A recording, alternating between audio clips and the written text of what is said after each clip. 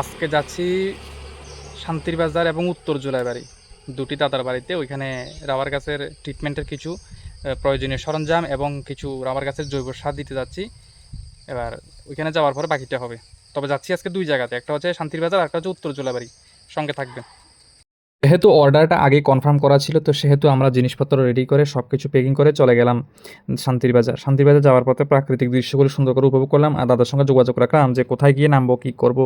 যেহেতু প্রথমবার যাচ্ছি দাদার বাড়িতে, কোনোদিন যাইনি, তো চলে গেলাম পশ্চিম কাঠালিয়া গ্রাম পঞ্চায়েত, দাদার বাড়ি যেখানে শান্তির বাজারের পশ্চিম কাঠালিয়া গ্রাম পঞ্চায়েত। তো দাদা এলো, দাদার সঙ্গে দাদার বাড়িতে গেলাম, জিনিসপত্রগুলি বুঝিয়ে দিলাম, সার ওষুধগুলি, তারপর চলে গেলাম বাইকুড়া দিয়ে সোজা অনেক ভিতরে আরেকটা দাদার বাড়িতে, জোলাইবাড়ি, উত্তর জোলাইবাড়ি যে জায়গাটা।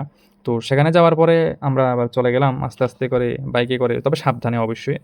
কি করব, যেখানে যেখানে যেতে এখন এখন আসি আসি বলে সেখানে তো ডলুকসরাতে। যেতেই হবে, তাই না? তো ডলুকসরাতে আসার পরে যে দাদাটাকে রাবার গাছের জিনিসগুলি দেওয়া হয়েছিল ড্রাই ট্রিটমেন্টের জন্য এবং সার, তো সেগুলি দেওয়া কমপ্লিট। দাদাটার নাম হচ্ছে, দাদাটার নাম কি? দাদাটার নাম কি? রঞ্জন মগকে দিলাম। তো দেওয়ার পরে এখন সোজা বাড়িতে যাব, জুলাইবাড়ি দিয়ে যাব। প্রয়োজন হলে আপনারা অবশ্যই বলবেন, আমরা একদম হোম ডেলিভারি দিয়ে দেবো। ধন্যবাদ। প্রথমবার গেলাম শান্তির বাজার, সেখানে দিলাম, সেখানে দেওয়ার পরে চলে গেলাম হচ্ছে দেবদারু।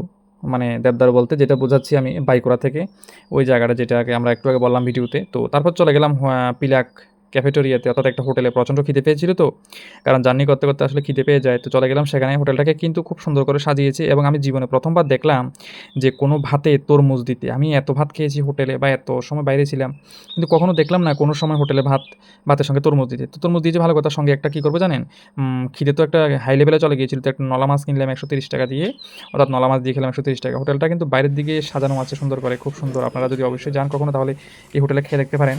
ডিজাইনটা কিন্তু খুব সুন্দর করে সাজিয়েছে বাঁশ বেত দিয়ে, অসাধারণ।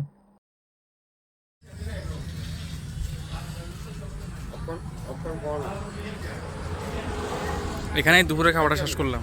প্রচণ্ড খিদে পাইছে, সোজা কথা, মানে এমন ক্ষুধা লাগছে অন্যরকম।